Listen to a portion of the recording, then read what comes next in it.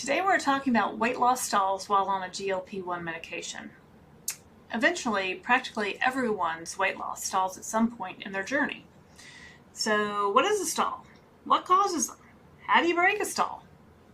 I don't know, but I'm going to give you some ideas. Hi, I'm Laraine Durham. Welcome to our channel, The Downsized. This is a channel where we talk about all things related to weight loss with GLP-1 medications like Ozempic, Wegovy, Mounjaro, and Zepbound. I hope you will like and subscribe to our channel. I've lost over 50 pounds on compounded tirzepatide. I never thought I could get to my goal weight after years of trying, but here I am. And please remember, I'm not a doctor. These are just my personal experiences and opinions. Please check with your healthcare provider before starting any weight loss program. How much weight should you expect to lose on a GLP-1 medication? The average weight loss on these GLP-1 medications is 1 to 2 pounds a week. For some people, this might seem really slow, but that is the average expected weight loss. Let's just keep in mind that if you lose a pound a week, that's 52 pounds in a year, 2 pounds a week, 104 pounds in a year. It's better to take this slow and steady, develop good habits along the way that are going to sustain you throughout your journey. Wegovy, or semaglutide, and Zepbound, or tirzepatide, work by mimicking GLP-1, a gut hormone that manages appetite and hunger.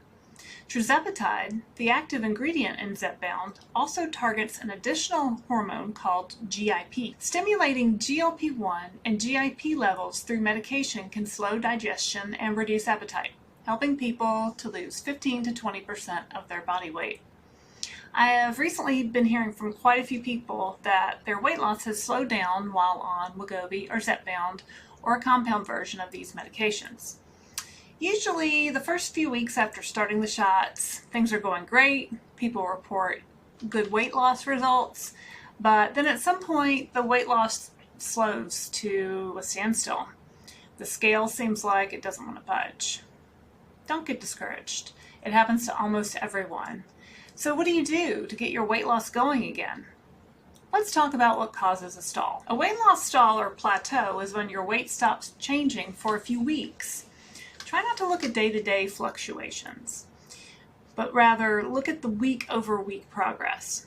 Being stuck at a weight loss plateau eventually happens to everyone who tries to lose weight on any weight loss plan. Even so, most people are surprised when it happens to them because they're still eating carefully, taking their GLP-1 shot, and maybe even exercising regularly.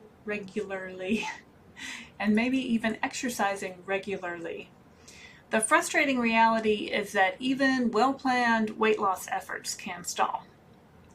During the first few weeks of losing weight, a rapid drop is typical with most weight loss plans. In part, this is because when you initially eat less, the body gets needed energy by releasing its stores of glycogen. Glycogen is a type of carbohydrate found in your muscles and your liver. Glycogen is partly made of water, so when glycogen is burned for energy, it releases water, resulting in weight loss that's mostly water, and this effect is temporary. As you lose weight, you lose some muscle along with fat. The more muscle you have, the more calories you burn at rest, and the more you can eat without gaining weight. Muscle helps keep up the rate at which you burn calories, which is known as your basal metabolic rate, or BMR. If you have a smart scale, you may see this metric on your app. This BMR is the number of calories your body burns at rest. If you were lying in a coma, this would be the number of calories that you need to stay alive. So as you lose weight, your metabolism declines, causing you to burn fewer calories than you did at your heavier weight. It makes sense, right? Heavier people need more calories to maintain their weight than smaller people. So let's take me as an example. I am 5 foot 4 inches and a quarter. I'm a 55-year-old female. Last year at this time, I weighed 193 pounds, of which, according to my app, 132 pounds was muscle, and my BMR was 1,747 calories. Today I'm 50 pounds down, and I weigh 142.4, of which 107 pounds are muscle. My BMR is now 1483. Of the 50 pounds I lost, half of those pounds were muscle, unfortunately. My BMR decreased by 309 calories. So now I have to eat 309 calories less to maintain my current weight. I can't eat as much food as I did 1 year ago and maintain my now current weight. I'll have to eat less, 309 calories less to be exact. This is why it's so important to eat protein and strength train while losing weight on these GLP-1 medications. The more muscle you have, the more calories your body burns at rest, and the more you can eat. You want to definitely keep your muscle. So you've lost maybe 5 or 10 pounds or more. Your BMR is decreasing.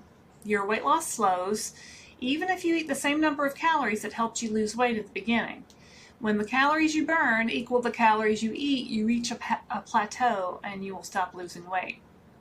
Over the years, I've sat in many Weight Watchers meetings where people talked about plateaus or stalls. And the first question the leader would inevitably ask is, what are you eating? Because really it all goes back to food, even if you're on a GLP-1 medication. But there are some things that you can do that are non-food related. So here are my overall top tips for getting past the plateau. The first thing I want you to do is to try a different injection site for your GLP-1 medication. So the 3 recommended injection sites are your stomach, the back of your arm, or your thigh. Track where you inject and see what results you get that week. This alone might get the scale moving again. I've heard many people say that this is enough to break their stall. Number 2, stop drinking alcohol. It doesn't have to be forever, but think about taking a break. Alcohol really slows things down and is all empty calories. Try to limit or cut back your alcohol consumption. If you're not a drinker, great, you're already ahead of the game. My third thing is exercise. Are you doing any? If so, that's great. If you're not doing strength training, adding exercises like weightlifting will help increase your muscle mass and help you burn more calories. Maybe try something different, a new exercise class, maybe something less intense like yoga, walking, or pickleball. Or do something fun like dancing. Dance in your living room to your favorite song. Burn some extra calories and see if that gets things moving. Try to get more movement and more steps into your day. It all adds up. Park farthest away in the parking lot. Walk a few extra laps around the outside perimeter of the grocery store. Did you know your iPhone tracks your steps? Look at your health app to see your steps and even more metrics there. The fourth thing I want to recommend to you is get some sleep, because most people are not sleeping enough. You need to get on a regular sleep schedule, or as best you can. Personally, I like to get 8 hours sleep. It's hard to stay focused on anything when you're tired. My fifth tip comes back to food. Look back at what you're eating. Reassess your habits. Are you eating enough protein? Are you getting enough fiber? Are you drinking enough water? Are you still doing all the things that you were doing when you first started, or have some of those habits fallen by the wayside? Do you need to add in more vegetables? I know I always do. Are you eating the same thing every day? Try to mix it up. Try a new food or recipe.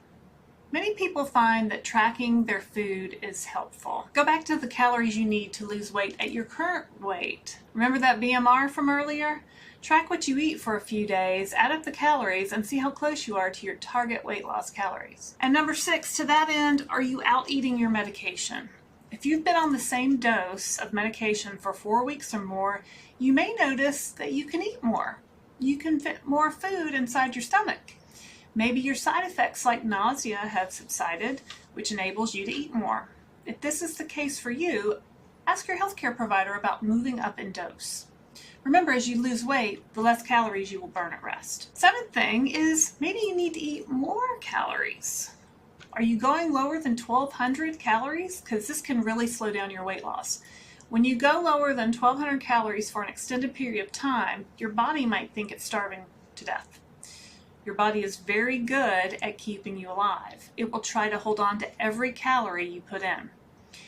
At this point, what sometimes has worked for me is to eat a high-calorie meal or have a higher-calorie day or maybe 2 days. My personal favorite high-calorie meal is a cheeseburger and fries from Shake Shack. My body says, oh good, we're not starving anymore, and it usually lets go of some weight in the next couple days. Now, I can't do this every day or every week. This is maybe a once every couple months kind of thing for me personally. The 8th thing is you might need to reassess your goal weight. So what is your goal weight? Look at your weight loss goals and determine whether you need to revise your target weight to make it more realistic, especially if you're already pretty close to your goal. Ask your doctor what your goal weight should be. It might be higher than you think. You might be there already, and that's why your weight loss has slowed down. The ninth thing I think you should look at is how long overall have you been taking your current GLP-1 medication. If you're on the highest dose, you may need to switch medications and go from semaglutide to tirzepatide or vice versa. Ask your doctor or healthcare provider.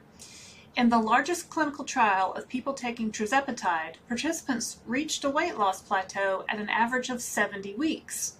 This was in the SURMOUNT-4 randomized clinical trial. Meanwhile, a 2-year trial of people with obesity taking semaglutide, which is sold as Wegovy or Ozempic, showed an average weight loss of about 15%, which slowed just over a year after initiation. That study was the Step 5 trial. So there you have it. Those are my top tips for breaking a stall. Thank you so much for watching, and please like and subscribe. I hope that you will check out our other videos on the Downsized channel. All of our content is free. In addition to that, we offer memberships at different levels if you'd like to support our content creation. I'm even offering personalized one-on-one monthly coaching if you're interested. Just click the join button and you can check out all the details. Also, be sure to check out our website at thedownsized.org. You can download my weight tracker for free and check out links to some products that I've used along the way. We are Amazon affiliates, so we do make a small commission on each purchase. Thanks for watching, and see you next time on The Downsized.